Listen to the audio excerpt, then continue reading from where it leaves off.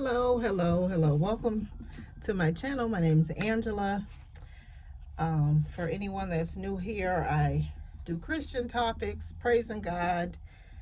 Um, I talk mainly now about me being in nursing school or RN school. I am currently an LPN going into RN, and so I wanted to give an update. But this won't be a regular video. It, it will be about nursing, but it'll be about something much greater. So, first and foremost, I want to give 10 billion praises of glory and honor unto God. 10 billion. He deserves way more than that. I just want to thank him while I'm here on this earth. Thank him for finding me. Because I don't know the way this world is, what I've found him. But thank you for finding me. Thank you for creating me. Thank you for placing me here on this earth. And thank you furthermore for giving me, or allowing me even, to have a firm foundation in you. So, with that said, today is the 14th of November. And I woke up and I read Proverbs 14, which it starts off by talking about the wise and the foolish. And it was fitting, not just for today, but probably for this week and for my time being in nursing school. So, like I said, nursing school has been a roller coaster ride. If you can keep up with it, it's not for the faint of heart. It's not for the weak. You got to be in there strong, doing all that you can possibly do to just keep your head above water. And so, let's not even talk about this right here, because then you got to keep not only your head above water, your feet up above water, but at the same time, you have got to keep praising God. You have got to keep your mind focused on him. That's what he tells us to do. Keep your mind focused on God. So,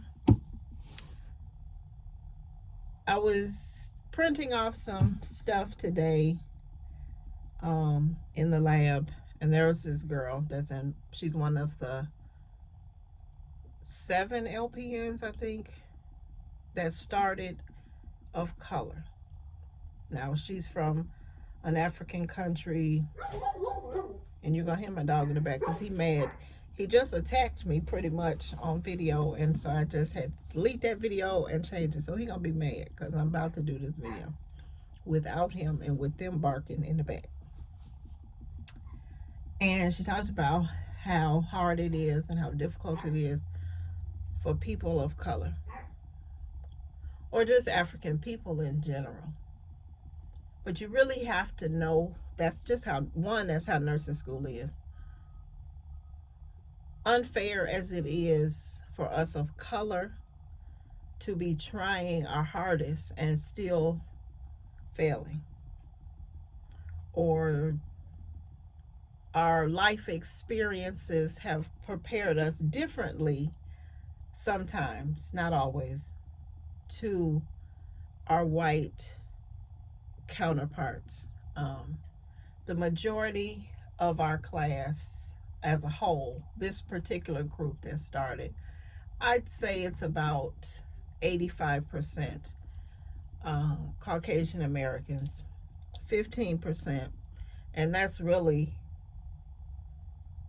pushing it, like 15% African Americans. And so we've had a couple of people, one person initially dropped from the beginning because of some other issues. Then we had another girl drop. And then this girl today talks about she might be put out of the program because her grades have not been satisfactory to stay in the program. But it is what it is in some aspects. I think when you come to this country and English is not your first primary language, that can be difficult. And then when English is your primary language, and then you got all these barriers set up, that could be twice as difficult. But I'm thankful to God that my foundation is planted in Him. And if you look at my other videos, my number one goal from this moment, that moment on, has been self-care. I first got to take care of me. I can't show up for nobody else if I don't show up for myself. Forget being a nurse, where we care tirelessly for other people and we neglect ourselves. We neglect our bodies. We neglect our minds. We neglect our spirits and all of the other aspects of our lives. We neglect them because we are giving to other people. And so this is my, after 50 was my giving to myself season.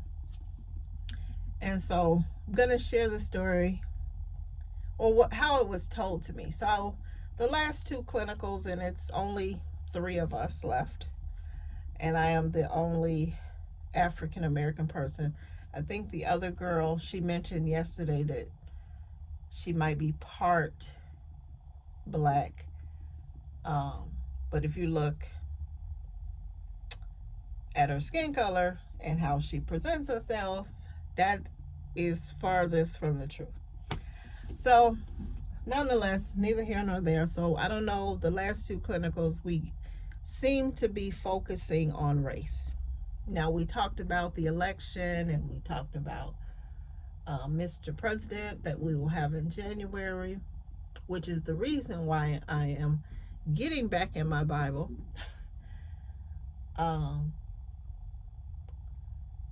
And just race has come up.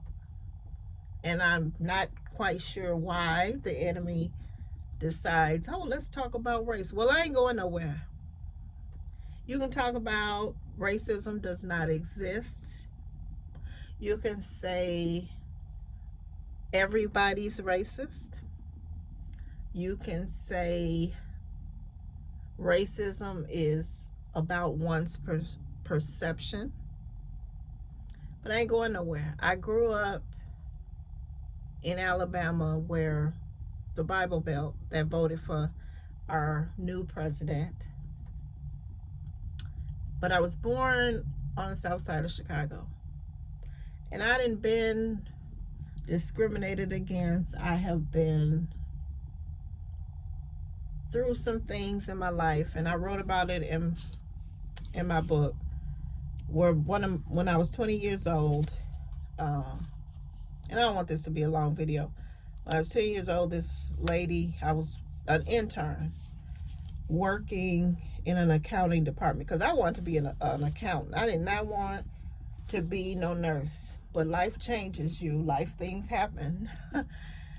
And she came behind me. I was writing in my planner, and I do this today, and it is 30 years later. I always write my agenda, my to-do list, and my things that I want to do, whatever it is. You know, it could be next week, I got this to do. I write it down. That keeps me organized, and it keeps it out of my head, and it's written down. And she came behind me, and it was end of the day, and I was writing in my planner, and she came by me and she said, "You'll never be nothing working on your own stuff." And before she can get around the corner to tell her boss that I was writing in my planner, I said, "I don't think so." And the following week was my birthday.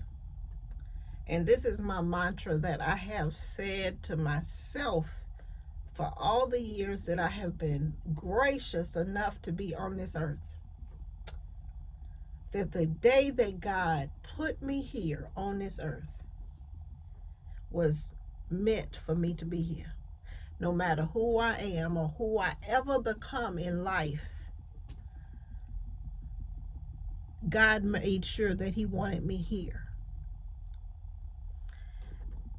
No matter my skin color, if that offends you, if it bothers you, too bad. Get over it. I can't wake up. I can't do a suntan. I don't have vitiligo. I don't have anything that would strip me of this color. It is here. It's not going anywhere. When I wake up tomorrow, when I go to sleep tonight, it'll still be this color. So this is just a message, hopefully for somebody that's out there struggling, like wondering why. Why is it that we go through the things that we go through because of our color? We could grow up in the same neighborhoods, go to the same schools, get the same jobs, make the same amount of money, get the same things, a car, a house, clothes, whatever it is. But it seems like we struggle more than we should. We go to church every Sunday. Now, I can't go to church every Sunday because of a bad choice that I made in a job, but I won't change that. And we go, and it just seems like we can't get ahead. We look like we got ahead, but we can't get ahead. And so I'm so thankful to God that my foundation is in Him, and that no matter who sits in the White House, who is my instructor, who is my boss, that God is still on the throne. That no matter who we elect, who leaves office, who comes in, He's still on the throne. And if I can't pray to them, and I wouldn't anyway, if I can't pray to them, then I ain't gonna pray to nobody but Jesus. And so the girl that was in my class, and I don't know how she's doing academically. She said she was doing well. Her tests are doing well. That's neither here nor there.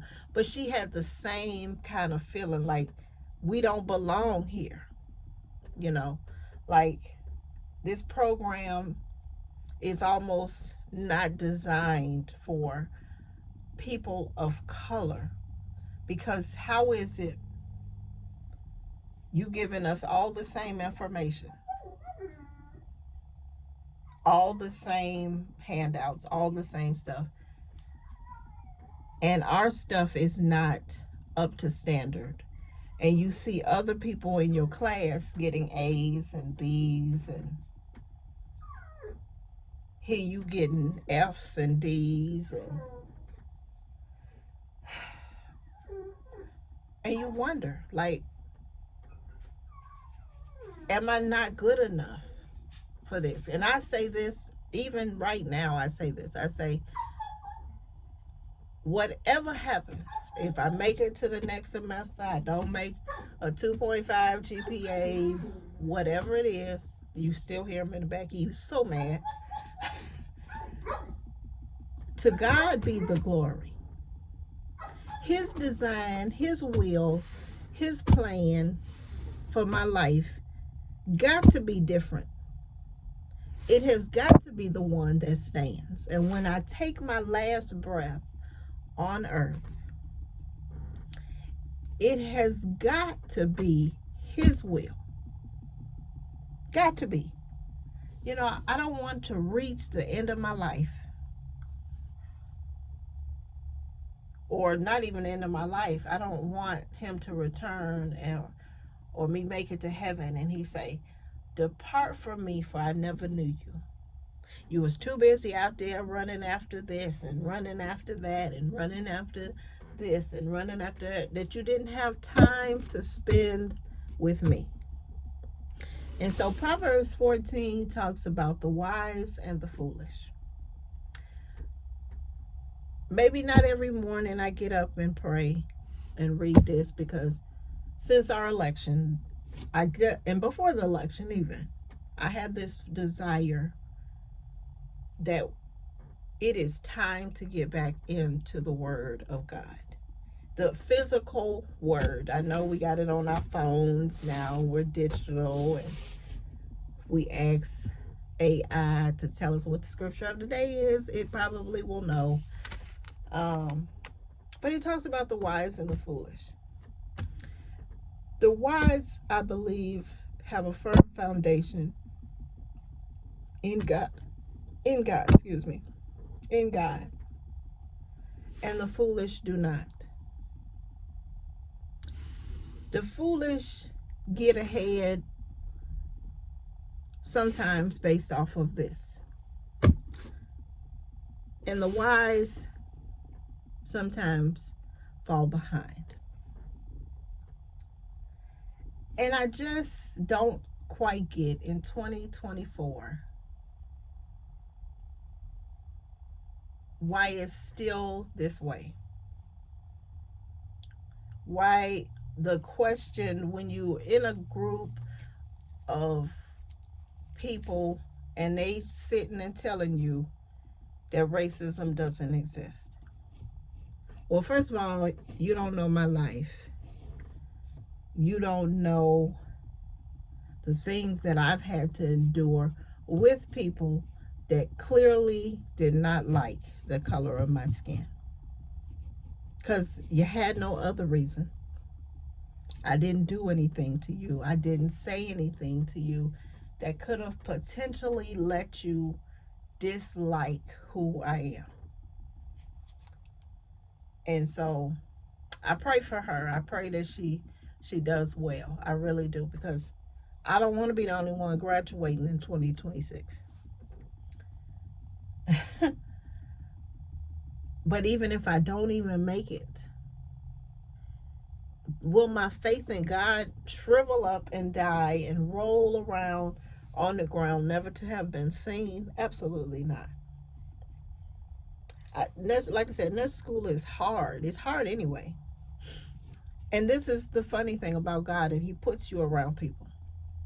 So I was in the computer lab with two students that were Caucasian, and the two students said they weren't learning anything, and they probably were in advanced classes, not in my particular group of students.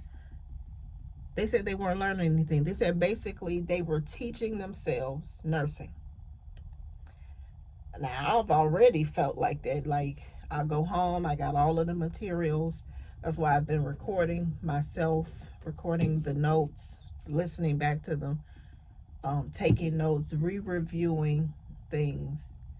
Because I do feel like I'm teaching myself. Because this is my one thing, and I said this on my drive home today, was the instructors that are teaching already have their degrees. So there's a saying, each one teach one, or something similar to that, I think it is, where if you've already gotten yours, you put your hand out and you pull one up. Now, you're not cheating or anything like that, but you pull one up because you want to see people succeed. You want others to be in the same situation as you, because one day you're going to be phased out because you'll get older and you won't have the same drive as you might have today. And so I don't know, I didn't lose my train of thought, but I still don't understand why today us as African American people, and I know this is not just now, because even when I was doing my LPN, and I mentioned this story yesterday when I was in clinical, how I was doing my LPN program and I was at a clinical site, and there was 10 of us. There was 5, it was actually 6 Caucasian students It was two students from Africa. I believe they were from Kenya. It was one Asian student and myself. And one particular week, I think because there was a holiday that fell, the teacher graded all of the students of color. The one Caucasian student that ended up dropping out is because, and the reason he dropped out, he had PTSD. He was honest about having PTSD. So he was kind of like on our side because he had issues. He dropped out because he got redeployed because he was in the military. The weekend she came back, and it was a 3-day or maybe even a 4-day weekend, and she said she didn't have time to grade everybody's paper, but she graded all of the students of color's paper. And we all looked at each other like, you didn't have time to grade the Caucasian students' paper, but you had time to grade the students of color. Now, what does that tell you? That the African American students and the other students of color, because it was an Asian lady and two African students, male and female, that we were doing so badly and the white students were doing so great. Yet, we were all at the same place. These students weren't more advanced. They didn't get a better handout. They didn't study any harder.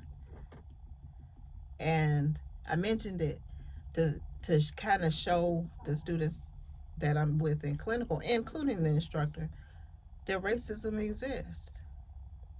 So this particular teacher, she did it again. She did it the next term of clinical students, where she didn't grade the white people's paper, and she graded the students of color paper, and their paper was like dipped in blood. She graded it with a red marker, and it looked as though they didn't know nothing. Like, I remember looking at the African male students' paper, and he put a blood sugar down, and she even circled that. And it was just like, he put the blood sugar number down. You weren't asking, was it normal or abnormal? You were just asking what the blood sugar number was. But it was just one of those eye-opening things for me. And like I mentioned, my other story, and I've had other stories where you don't know why you don't like me. You just know that you don't. And I look at people of color, people that have had to struggle, people of color, as like the people from Jerusalem. Pharaoh didn't want to let them people go. God sent every plague. I hope I got the people right. The Israelites. God sent every plague. Even took his son from them before he let them people go. And even then, and this is the message, even after he let them people go, he went after them. And God knew his heart. God is just like, God knows what people are capable of. And like my friend at work, she says, they ain't got no stopping sense. They don't think about, could I potentially be hurting somebody? Could I be potentially offending a group or class of people? They just do. That is how the enemy works. He comes, God said it, if it wasn't in this book, to steal, kill, and destroy. He doesn't care. And so, because you know this, you already got his already in his word, giving you the information about who he is as God, who his son is as God, and who the enemy will always be. And so, if you're dealing or struggling with issues of not being treated fair because of your color of your skin, being hurt, whatever it is. I mean, because it just doesn't have to be racism. Struggling with insecurities, because I'm pretty sure that girl, the girl in my nursing class, I guarantee you she feels like she's not worthy, like she doesn't belong. Because I know I felt like that, and I wondered about it yesterday, like, why is we turning the situation into color? Because it ain't about color. I'm 54 years old. It's going to take a lot more than a couple of comments to bring me out of character, because my foundation is in Jesus. I want an RN degree, but if I don't get one, I would rather have the degree that God has for me in life and glory, to live with him for eternity, than to be focusing on just some little small snippet, some small piece of life. Yeah, it would be important, and if I didn't progress in the program, I would be hurt. But am I going to stop living? Am I going to stop existing? Am I going to stop being black? Nope. And so that's all I had to say about how the nursing program is going. I'm trying my best. I know this is not an isolated incident, and I don't even know other people, but I just speaking with her today, I know how she feels. I know she feels like, okay, I'm an LPN, so I'm not capable of being an RN. Or she made this comment. She was like, well, why did I choose this program? Because this program chose you. And that was the reason I did, because I applied at 2 or 3 different programs. And you feel incapable of being, or not just being, but you feel incapable or incompetent. Even though every day she probably go to work as a nurse. And as black people, I'm going to tell you this, we have to stand together. If you in a program doing a nursing thing, or you at work, you have to stand together.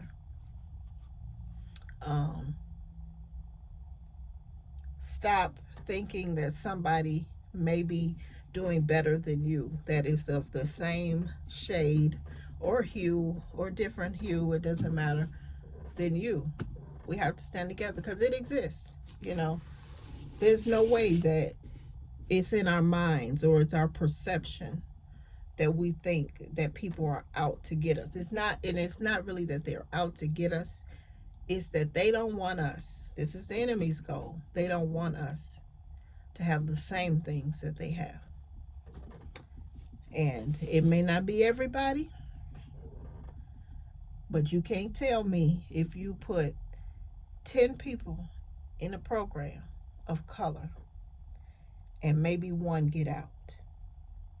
Maybe one progresses. And we ain't even progressed yet, because we will not know. We got about another month. But no, we're on week 12. So we have about 5 more weeks to go.